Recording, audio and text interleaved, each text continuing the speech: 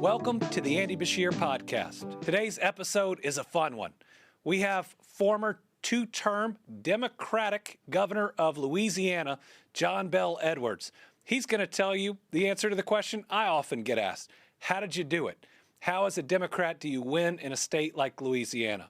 He's going to talk with pride about expanding Medicaid, bringing health care to the people, and how concerned he is about that big, ugly bill tearing it away. He's going to answer a lot of fun questions, like the thing he misses the most about being governor and the thing he wanted to do most when it was over. Then we're going to have our conversation with the Johns, covering everything from the cost of tariffs on American families to Columbia's settlement and a number of other topics. You'll hear in my Kentucky accent why I think we ought to be focusing on nonpartisanship while also encouraging bipartisanship. This is a great episode.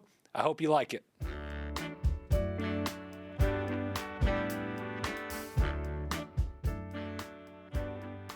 You're listening to the Andy Beshear Podcast. My guest this week is my good friend, former governor of Louisiana, John Bel Edwards.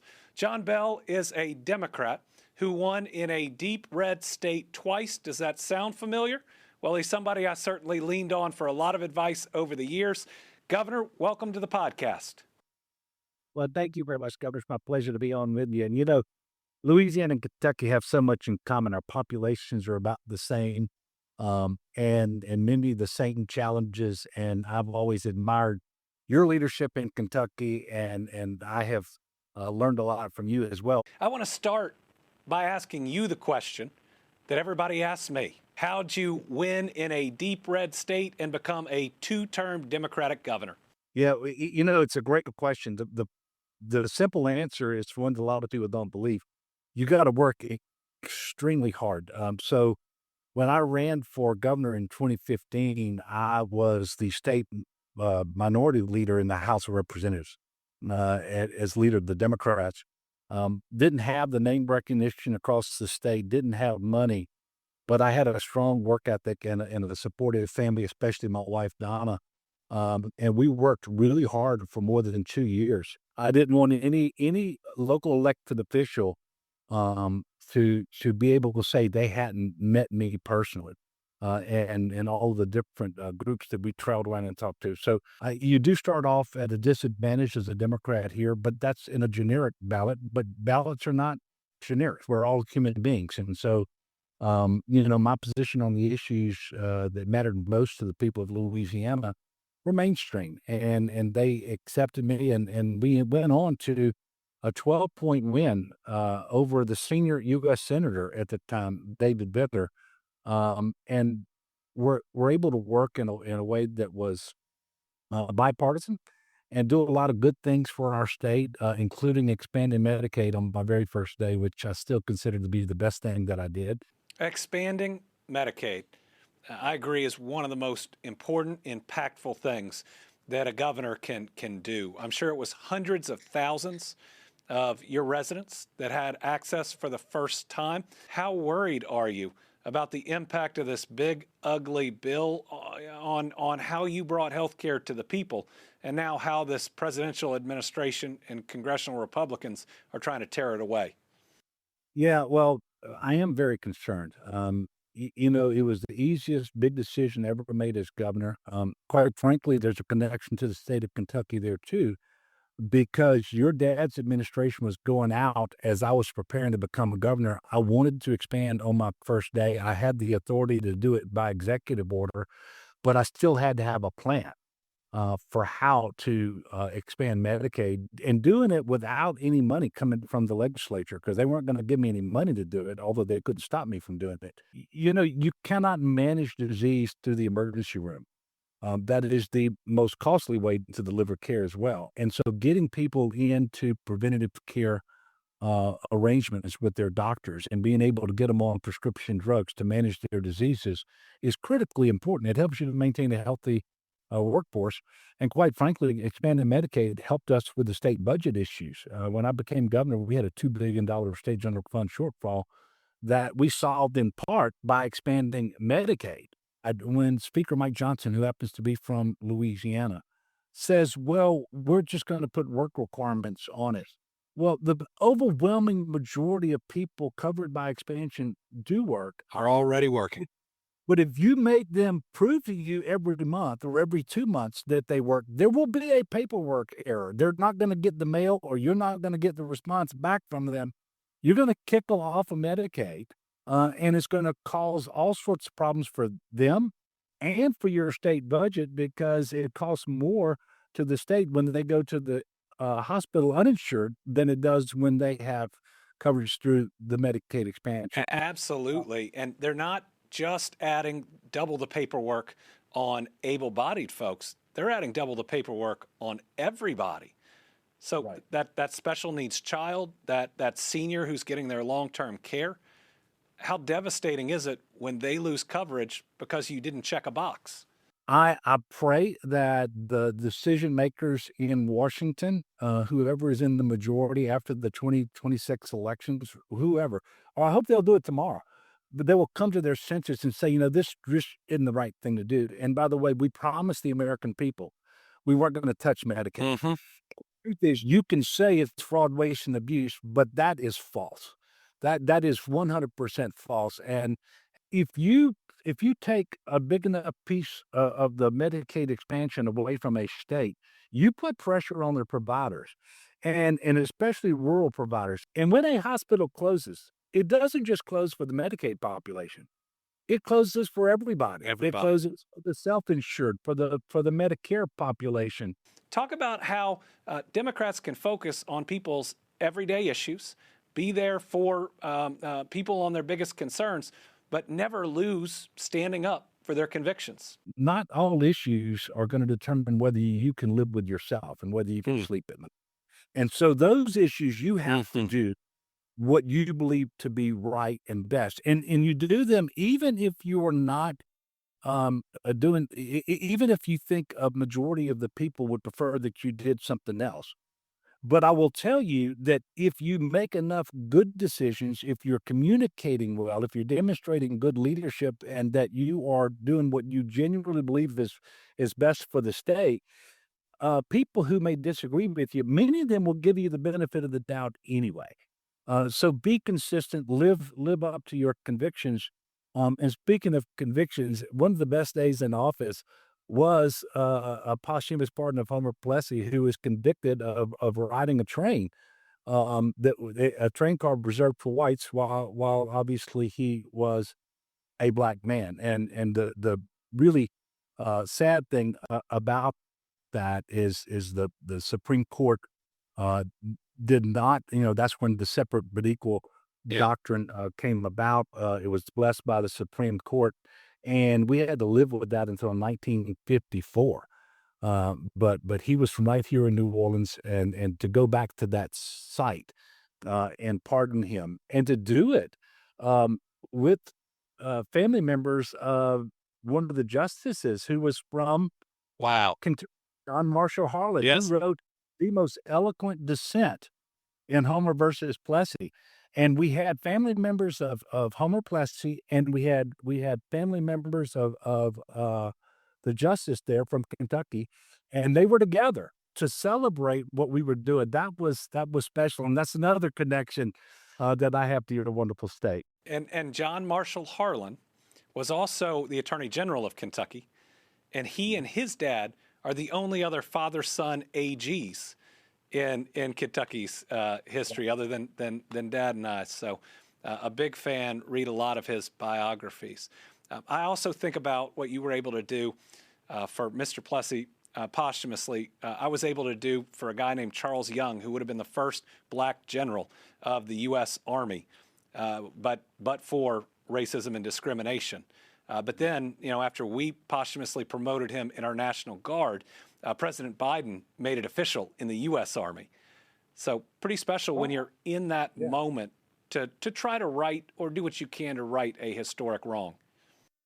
Yeah, and it would be easy enough to say, look, we're just going to let sleeping dogs glide. We got other things to do, but those things are incredibly important. And if you have the ability, if you have the authority to right a historical wrong, I really think that you need to take advantage of that, to let people know that, yeah, that's maybe what they did 100 years ago or 120 years ago, whenever it was.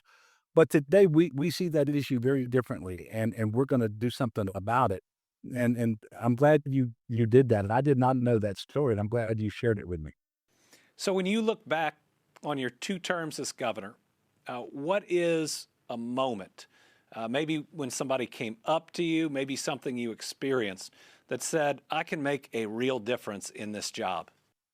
Oh, the one I'm gonna explain to you is it still happens to me, but it was when, after expanding Medicaid and it became effective, and my wife and I went back at our home, town, and we were in church one weekend, and this lady, young lady, came up to us after mass and told us that she was young, living on her own, but she had brain cancer. She was unable to get treatment before, but because of the Medicaid expansion, she had been seen and properly diagnosed. The treatments had begun, and look, it was an arduous, long road for her, but she cried. Donna and I cried because of what that was going to mean for her and for her family. And since that day, that has happened to me many, many times. And so I can just tell you, and I know we've already talked about the Medicaid expansion, but that issue is the one that resonates the most with me because I still have people coming up to me every. That's why it's such a terrible thing if they go Exactly. through with what they've threatened and actually put into law. You have seen the face of those that will be impacted and maybe no longer with us. 100%. I was raised by a mother who was a charity hospital nurse, and when I was a kid, the state still owned a lot of charity hospitals, and it was where the uninsured went. And every day she went to work in an emergency room, and she took care of the poorest people in our community, people who didn't have insurance. But she did it out of the emergency room, and she would come home and tell us that that is so inefficient, and to be in the United States of America and dispense healthcare that way, even though she was doing the best she could, she knew that it wasn't right, and, my mother and father are gone now, but they actually had a picture of Barack Obama signing the Affordable Care Act Hmm. in their living room. And so those are the people who raised me. She did live until just a couple years ago. So the person in the state of Louisiana who was most proud of what we did on Medicaid happened to be my mother. John Bell, one area where you excelled as governor that I know you wish you didn't have to excel as governor is dealing with natural disasters. You all got hit and hit hard. Tell us both what makes a good governor in terms of responding to disasters, and also your concerns on these threats to FEMA that I know we both agree could improve, but we absolutely cannot eliminate. Yeah. First of all, the experience we have in Louisiana to prepare for and respond to and recover from natural disasters. Um, on a per capita basis, if you go back the last 20 or 30 years, there's no state in the nation that's had more damage than the state of Louisiana from natural disasters. So the frequency is increasing, the intensity is increasing. We had uh, in in my time as governor, in my 8 years, I think the count was 23 federal disaster declarations. Wow, we're at 14 right now. Yeah, I mean, and that's how many we had, but having a good team around you, here we have the governor's Office of Homeland Security and Emergency, Preparedness, but having good people in those positions in your National Guard, your state police, your wildlife and fisheries, so that when you call on them, you know they're gonna be able to lead.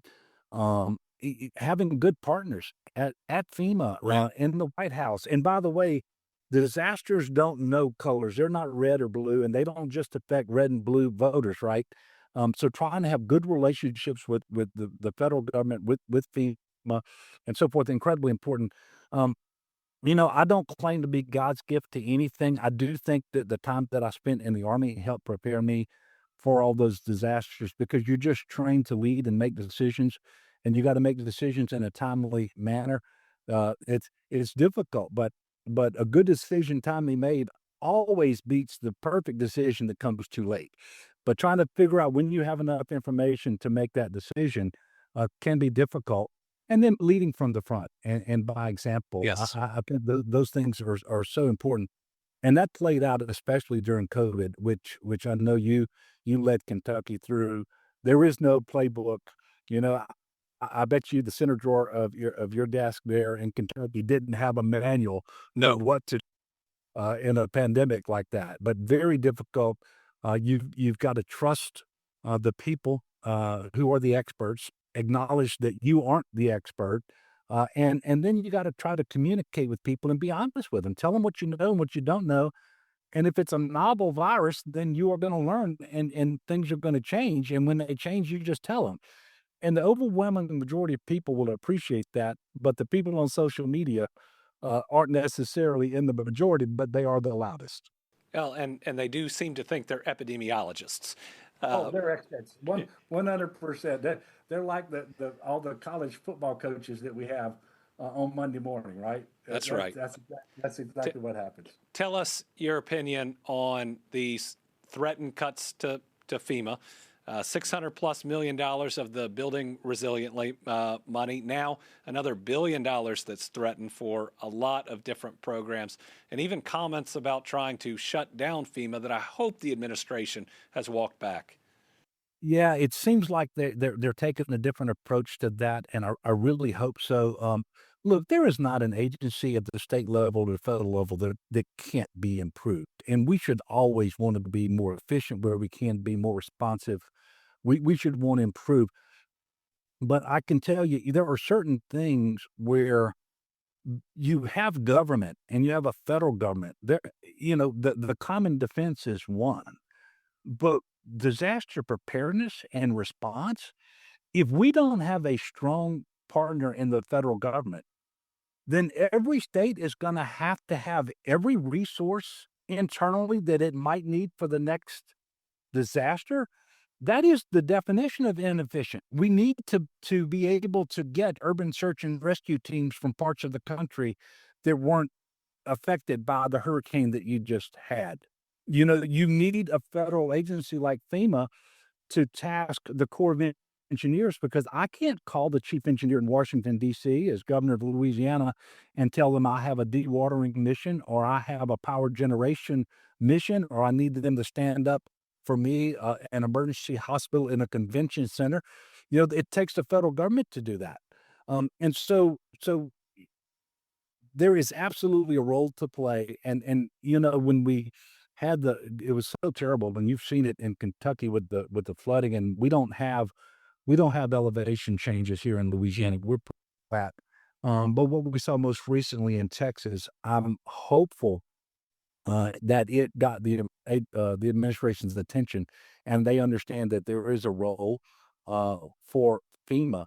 And we always help one another as states through EMAC requests, where I might get some Chinooks flown in from the Mississippi National Guard because I didn't have Chinooks in Louisiana, or we needed additional state troopers after Hurricane Ida, and you all were nice enough to send some down to Louisiana.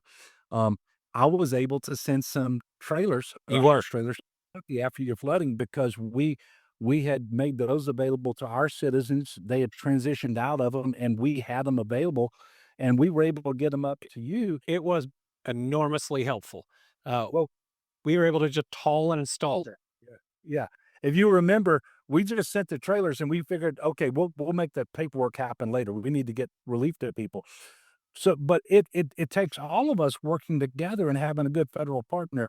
Just think, Andy, if every state was on its own for a disaster, Mm. that would be a disaster. It would be. it would just be a one disaster on top of the other. So I'm hopeful the president and his administration are moving away from that. And there's some things that they can do to improve, to modernize, and maybe the per capita amount that has to be at issue in a disaster should be increased periodically in order to get the declaration issued or something like that. But disbanding FEMA is not a good idea. Now, your wife, Donna, is one of my favorite first ladies, maybe my third, because I think I have to put my wife and my mother You better do that. in that. She has an organization that fights human trafficking that our first lady, my wife, Brittany, joined. Tell our listeners a little bit about it. Yeah, so Donna became aware. Really, human trafficking wasn't on our radars before I became governor, but we became aware of the extent of the problem, not just in Louisiana, but across the country and across the globe. It's something that she actually got involved in Baton Rouge. We created a home called Metanoia Manor, and it is for female teenage victims of human sex trafficking. But quite often they didn't have a place to go so that they could be rescued and they could be healed in terms of their their all of the problems. They visited them, whether it's health problems or mental issues or their physical, whatever it was. And she started working on that, and then she started working with first spouses around the country in order to bring awareness and to make this a priority outside of Louisiana in more states. And she worked with Brittany to do that, and many others. And as you well know, this is one of those areas where we had complete bipartisan buy-in, and Governor Hutchinson and his wife Susan out of Arkansas tremendously responsive to that, and Bill Lee in Tennessee, for example, and his wife, and then right here in Mississippi. So, right next door in Mississippi, I should say. So Donna, by the way, she is clearly my favorite first lady, and That's a good answer. she she continues to be involved, and it's one of the things that she works with the Catholic Church on too, and she has been to Rome. She and I visited with Pope Francis about human trafficking. And by the way, people should not think human trafficking only happens in other places. There are forms of it in communities Everywhere. all over the world, and it is so sad. And we have to do more to get rid of it. What was the thing that you were looking forward to doing most after your term ended? Traveling with Donna, because you can travel while you're governor, but they're always business trips, and if they're a personal vacation, they're always very short. So we actually went to Italy last year and spent 3 weeks, and it was just the best vacation that I've had. I think I just want to drive in a car alone. That's fun too. That that's fun too. And you listen to the music you want to listen to. And when I come down to New Orleans, one thing that I miss is I never had to look for a parking spot as governor. Well, once you get out of office, you got to go fend for yourself. That was my next question. What you miss the most? Yeah, I miss seeing people. The people that worked in the governor's office, you get on that schedule where you see people, you develop friendships and so forth. And so I just miss seeing and interacting with people the most. Well, John Bell, we appreciate your leadership. I appreciate your friendship, and you get points for having not one but two horses in your shot to those that watch us on the YouTube channel. Thanks for joining the podcast. Thank you so much, Governor. I appreciate you.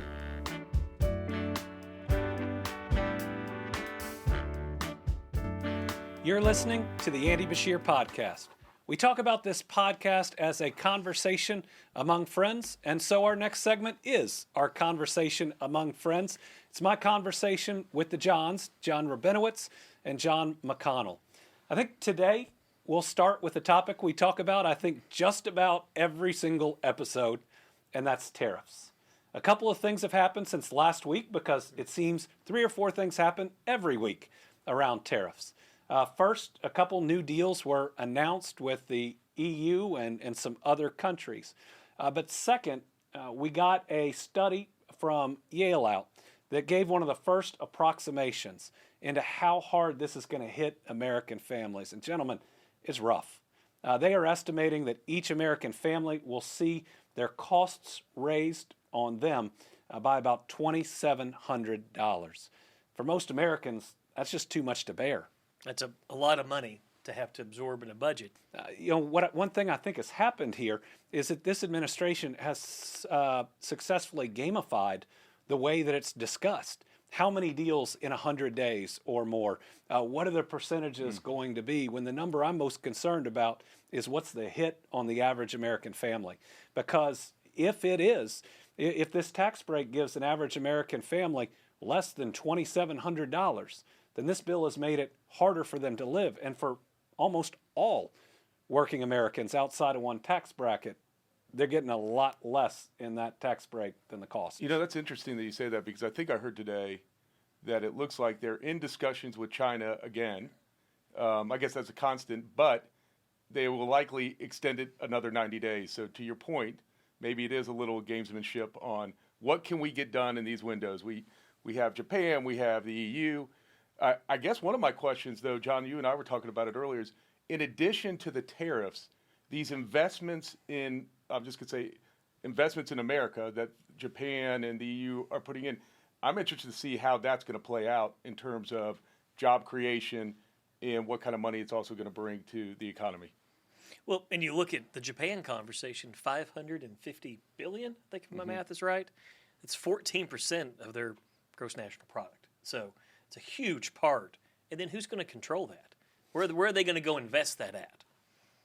When you think about and evaluate that, you also have to think about what would be happening without the trade war. Now, what I saw was a huge desire by Japan, South Korea, and Europe to invest in the United States, invest significantly. They thought they had overextended in China. And this was in January when I was at the World Economic Forum. Yeah. Everyone I met with wanted to do a deal. They wanted to do it right now. And then the president came on a Zoom at the World Economic Forum and told everyone he was going to tariff the heck out of them. That's pretty much how the conversation went, and the brakes just hit. Tariffs make the uncertainty in building a new manufacturing facility difficult. We've talked about how Churchill Downs canceled an expansion. It also just it generates bad will among some of these countries and whether their companies want to invest. For us, being a state in the state of Kentucky, where we have more foreign direct investment than most, I have significant worries about the overall impact of all of this on how much new investment we see. And I think I saw that, sorry, John, I think I saw that Trump said that if they didn't reach a deal, he expected nothing below 15%, but most of the tariffs to be between 15 and 20%. But he's still throwing that 50% number out to some countries. So it really will be interesting to see where all this ends up. Well, and another piece I'll toss into it as well is going to be the $1.1 billion GM has announced that they absorbed in tariffs directly out of their profits. So you talk about... It's 1/3 of their profit for that quarter they lost. I mean, a 33% reduction in a publicly traded company. Yeah, and if you've got that and you're trying to save for retirement, you've invested, all of a sudden you've seen something you're counting on trying to grow, not growing as much, affecting you. It's the whole industry, isn't it? It's all of Stellantis, too, suffered a significant reduction of profit. I think Volkswagen just lost billions of dollars. And you may think, well, Volkswagen is a German company, but they have huge U.S. operations. And so what that means in the auto industry right now is a big challenge. All right, guys, turn to the next subject. Columbia University settlement was announced last week, and Columbia University and the Trump administration reached a deal that restored the federal funding and research grant money to the university. But in exchange for that, Columbia will pay $200 million to the federal government over 3 years, an additional $21 million to resolve alleged civil rights violations against Jewish employees. And it also agreed to suspend, expel, or revoke degrees from 70 students that were at Palestinian protests. So this is obviously an enormous shift in how the federal government handles higher ed. So my question to you guys is there such a thing now in this world as academic independence? It depends if this sets a precedent. I mean, our future presidents going to directly engage with universities, even threaten their accreditation, which is something that as some have fought back, this administration has done. If you lose accreditation, which is a really long process, we saw it at least threatened at University of Louisville based on actions of the last governor. But that's the lifeblood. If a university loses accreditation, it's done. This administration has brought huge amounts of pressure to even incredibly well-funded institutions. It shows how strong the pressure of the federal government can be if it's brought to bear. John and I, we both have incoming freshmen to college, so when I hear about a university having to write $200 million, a $21 million fine, it kind of makes me wonder, but that has to be passed on, or it had to have been collected in order to be paid, and is that going to something we have to worry about as far as tuition? Everyone should be able to feel safe at their university, and I think raising that issue about how to ensure that in the future is legitimate and is a conversation that could be had across a number of universities, though Columbia was certainly in the news day in and day out. But are we better off because a university doing a lot of research in medicine and other places is now $220 million lighter than it was before? And I'm all about getting into these universities based on merit. I think we all are. But to not agree with an administration and have to pay a ransom more or less, or like a fine if you don't, seems somewhat outrageous. Yeah, it's concerning about what the future will be. Can a president who disagrees with a Southern university and some of the policies it may have? What if you have a president that disagrees with a religious university? Universities used to be generally off limits. Sure, they needed to provide safety, and again, that's a discussion that you can have. But for a president to be directly engaged in a fight with a university, this is the first time I can remember. And I think I asked you, I guess the fines go back to the Department of Justice, and what happens thereafter? Or Bitcoin. Or Bitcoin. Yeah, great point. Well, transitioning on, the continuing conversation of the understanding of the big, not so beautiful bill and how we see that impacting us. It's going to be rough. We've already seen the president of the University of Louisville and their interim CEO of U of L Health come out and say they're going to have to lay off a bunch of people. They're going to have to end different lines of service. We already have hospitals trying to find new ways. The numbers are at least 200,000 Kentuckians lose their health care coverage. 20,000 plus Kentuckians lose their health care jobs. And 35 rural hospitals are going to really struggle, but so will the urban ones. Now, there are people that think it's going to take until 2028 for this stuff to kick in, that they've pushed it too far for the midterms, but oh no. I mean, any business isn't going to go right up to the cliff. No, we plan a year in advance. Yeah. That actually was going to be my question. I thought that it was strategically placed so that it wouldn't really have the effect till later on, but that makes sense. It was strategically placed because they thought people wouldn't feel it until later on, but they don't understand business. And so these are folks that are supposed to be the party of business. I don't agree with that. I think you've got folks on the Democratic side and Republican side that do understand business and those that don't. But the idea that they could say, well, the cuts just happened in 2028, so no one will make any moves, or 2027, is just unrealistic. So imagine if you've got a unprofitable line of service in healthcare, or if you got one where the margins are really small and you were about to expand it because you were healthy when there was an extra $1 trillion in the system, you're gonna suddenly pull back on that. You're gonna maybe not announce that next service, or you're gonna get out early and say, we are going to discontinue delivery services. We're going to discontinue pediatric service. We're going to discontinue a specialty service in an area where it is not as profitable as others. And speaking of cuts, I think that earlier you showed me an article where there's a proposal for additional FEMA cuts? So the original FEMA cuts that we saw were to programs that help us build resiliently.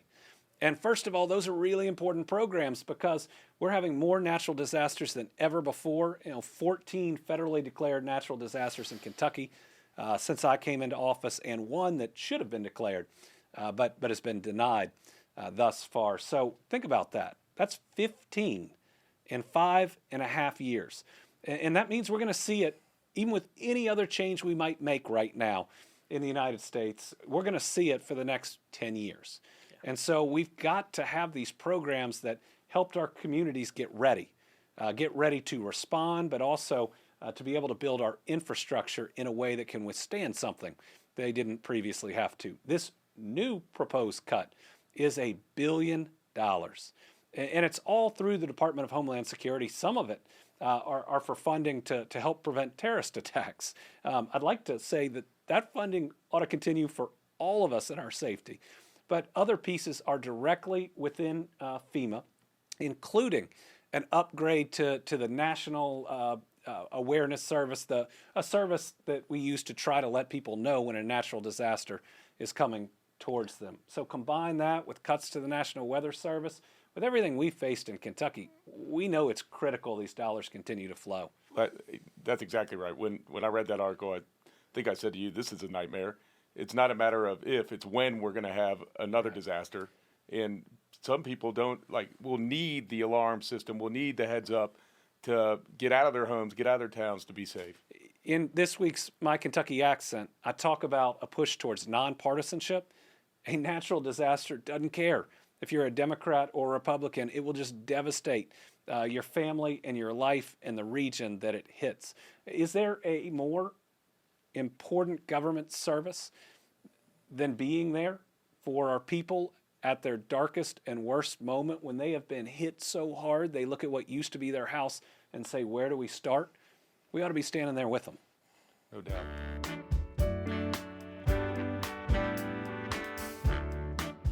The next segment on the Andy Beshear Podcast is called In My Kentucky Accent. It's about what's on my heart and mind this week. Right now, when people are talking about the problems with our government, what I often hear is that there needs to be more bipartisanship. And first, amen. People need to be able to get along better.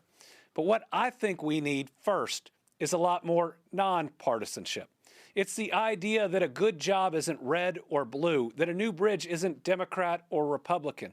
So if we can take the politics out of the core concerns of Americans, think about how much we can accomplish. If we would start off working together on creating good jobs, on expanding healthcare and making it more affordable, on building safer roads and bridges, on improving our public schools, and on making people feel safer in their communities, think about how much we could do for the American people. We wouldn't be moving a country to the right or the left. We'd just be moving it forward for everyone. So if we could spend 80% of our time on those core issues before any of the politics starts, and if our first question on any suggestion or policy in those areas was, will it work? As opposed to, will it be a win or a loss for this party or the other? Then we could get real progress for the American people. So I'm all for bipartisanship. But if we could get a little nonpartisanship on core areas, we get a lot done.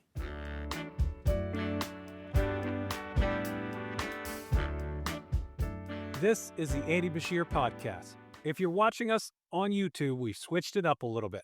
Brittany and I are sitting on the tiny couch because this segment is Ask Andy and Brittany. Today we have Breland, our director and producer, who is going to interrogate the both of us. So the first question, how do you do date night? It sounds like Brittany's answer is not well. We try to carve out date night. What we found right now is there's almost always a baseball game or a horse show. Yeah. But oftentimes dinner at a restaurant that we want to try or that we really enjoy. Yeah. And really, even for us, if we have a couple of hours at home, we'll play. We love to play gin, and we have a game called Triominoes that we love to play. So it's not necessarily, I think, for us planning this big night out. It's just finding those moments that we have together and using them, utilizing the time we have. Where it's just us and we can be present. Mm-hmm. I like that. I like that. So, how do you keep your marriage front and center with all the demands in parenting, sports, and serving in Kentucky? The best we can. Yeah. And I think that's a challenge on every couple, but you've got to put in the time and the effort. Mainly, you've got to be there for each other too. Yeah. I mean, these can be challenging and stressful times, and you never know when something might get to me or to her. Yeah, and I think sometimes it's honest to say that we fall short. I think everybody falls short sometimes, but I think it's that kind of regrouping and sitting down and recognizing that we we haven't been able to spend as much time talking, or Andy tries to talk to me when I'm falling asleep, which is the wrong time to try to talk to me. But that's when I have my best ideas. Oh, the middle of the night. Yeah. Yeah. He'll sit up and say things and I think, what in the world is going on in your brain? I'm working for the Commonwealth even when I'm sleeping. That's what's up. All right. And what do you look forward to as a couple?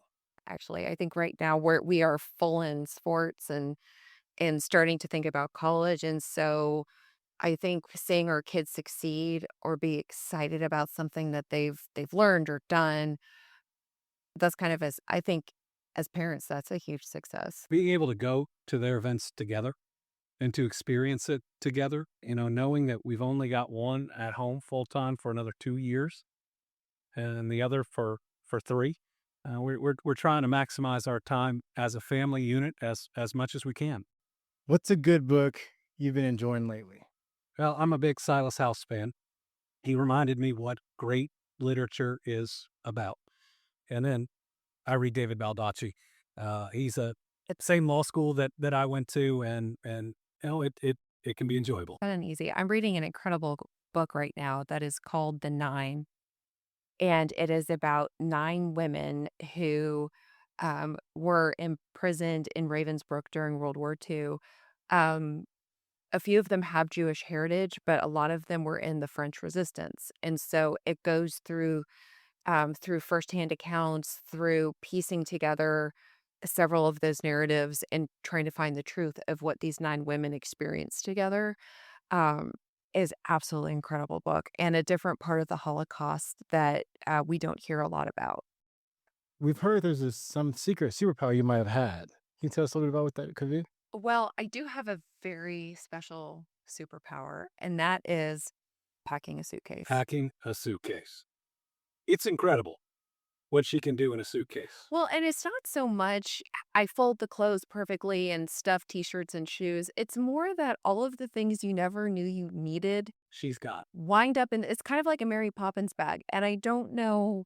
Like you can go to the beach and some strange thing happens and it snows and she's got a parka in the bag. And snow boots.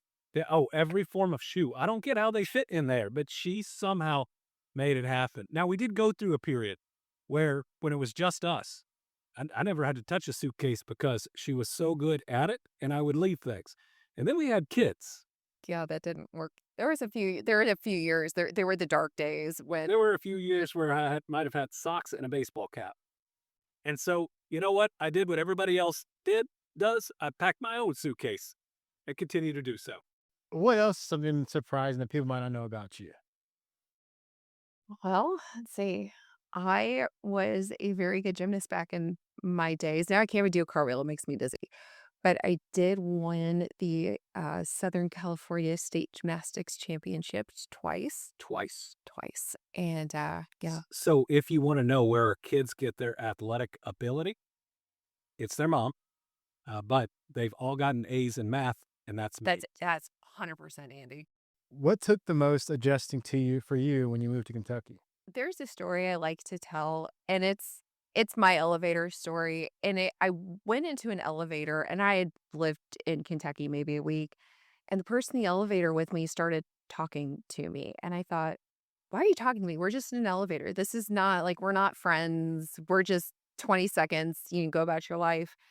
But then I realized that in Kentucky, people are genuinely nice, and it's not a fake just saying hello. It's how's your day, or whatever the comment is. And so I'm now the person who talks to everybody in the elevator. I will say it is a cultural difference. I lived a summer in New York, and when you're on the subway, you're so close to people.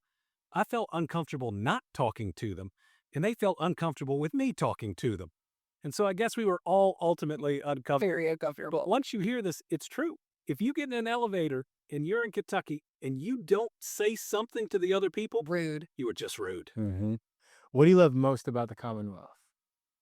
Oh gosh, there's so many things I love about Kentucky. The people, like we were just talking about, are just so genuinely warm and kind. And I think the feeling in Kentucky, I think it's really the priorities of raising a family in your community are just, they're so great. And, we live in a different type of neighborhood now, but our very first neighborhood in Louisville was this kind of small, it just had a few streets, and kids were out riding their bikes, doing things that kids do. And I remember being so surprised because it just felt very unsafe to me. But it was perfectly safe because everybody's looking out for everybody else's family, and everyone is looking out their windows and seeing who's riding past their house on their bike. And so I think that people have it's a huge place in my heart, but also it's beautiful.